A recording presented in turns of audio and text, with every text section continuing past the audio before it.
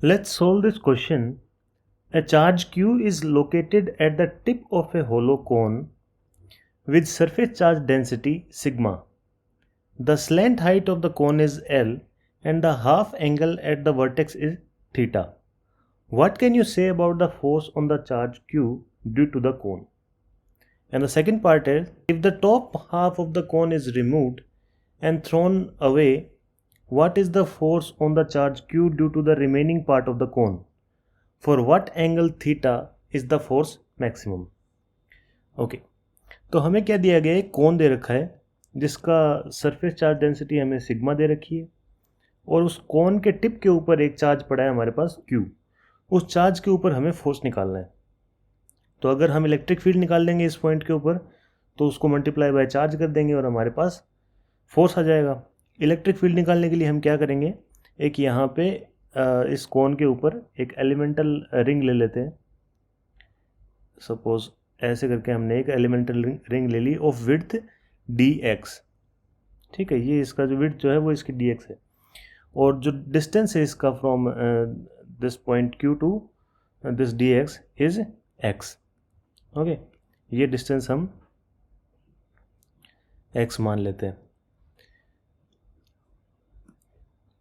तो अगर इसका रेडियस देखें हम तो रेडियस क्या हो जाएगा, ये रेडियस जो है इसका, ये रेडियस हो जाएगा हमारा बेसिकली ये थीटा है, ये x है, तो ये हो जाएगा x साइन थीटा।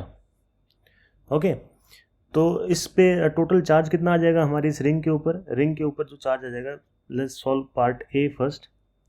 तो डी क्यू क्या हो जाएगा हमारा? D Q is equals to sigma times D A जो इसका एरिया है, और डी ए क्या है हमारे पास? सिग्मा टाइम्स जैसे ये जो रेडियस है इस रेडियस का मतलब 2 पाई आर करें मल्टीप्लाई बाय डी एक्स करें तो आर हमारे पास क्या है? X sine theta. तो क्या हो जाएगा? 2 pi X sine theta times D X. तो ये हमारे पास आ गया डी क्यू। ओके, अब इस डी क्यू की वजह से, इस रिंग की वजह से यहाँ पे एक इलेक्ट्रिक फील्ड आएगी। उस इलेक्ट्रिक फील्ड के दो कंपोनेंट हो गए। सपोज इस पार्ट से अगर हम देखें तो यहाँ पे देखें तो इलेक्ट्रिक फील्ड की डायरेक्शन क्या होगी? इस तरफ होगी, ऐसे। ओके, और अगर इधर से देखें तो उसकी डायरेक्शन क्या होगी? ऐसे। इसके जो कंपोनेंट होंगे अलोंग दिस वर्टिकल, ये सारे ऐड हो जाएंगे, जो कि डी ई कॉस थीटा वाले जो कंपोनेंट हैं सारे ऐड हो जाएंगे, और जो ये वाले कंपोनेंट्स हैं जो हॉरिजॉन्टल हैं ये सारे कंपोनेंट्स कैंसिल आउट हो जाएंगे। तो हमारे पास जो टोटल इलेक्ट्रिक फील्ड आएगा वो आएगा basically is equals to integration D E cos theta. Okay, सारे जो डी एलिमेंट्स हैं उसका जो कॉस थीटा है, जो ये डायरेक्शन जो हमारी, वो सारे ऐड हो जाएंगे। ओके, डी ई निकालना इजी है। डी क्यू अगर हमें पता है तो क्या हो जाएगा? E is equals to integration के D Q upon R square, and R क्या है इस केस के अंदर? हमारे पास एक्स। तो क्या हो जाएगा? X square times cos theta. ठीक है, डी क्यू की वैल्यू रख देते हैं। डी क्यू की वैल्यू क्या हो जाएगी?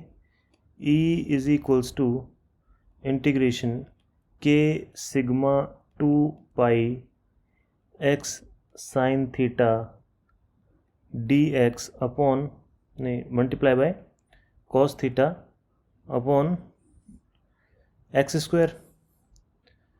तो यहाँ से हम एक्स स्क्वायर से, ये एक एक्स स्क्वायर से कट गया, हमारे पास क्या बच जाएगा?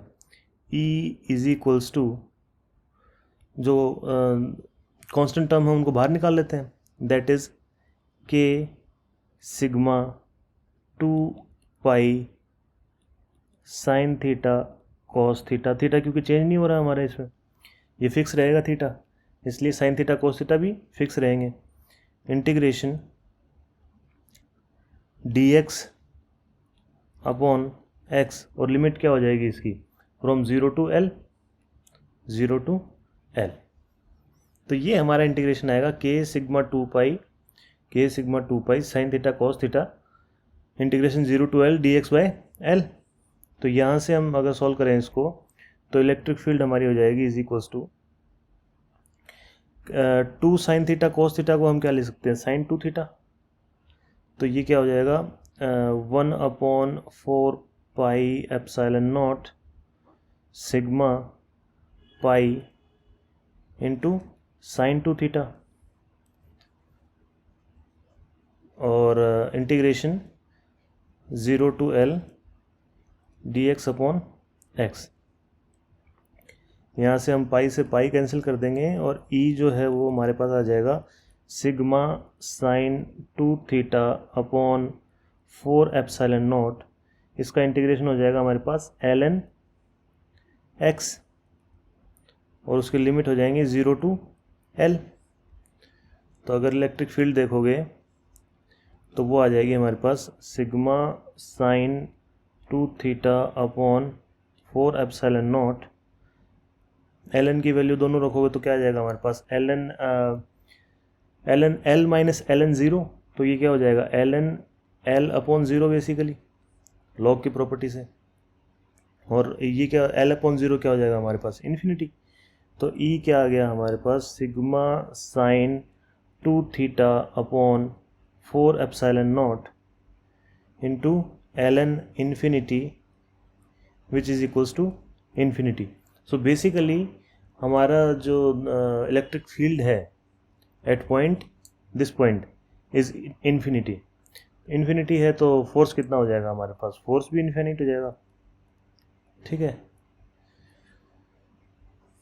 अगर पार्ट बी देखें हम तो पार्ट बी के अंदर हमारी जस्ट लिमिट चेंज होगी, बाकी सारी चीज़ सेम है। हमें क्या किया है कि यहाँ से इसको कट कर दिया है, तो 0 to L की बजाय क्या हो जाएगा हमारे पास L/2 to L हो जाएगी लिमिट।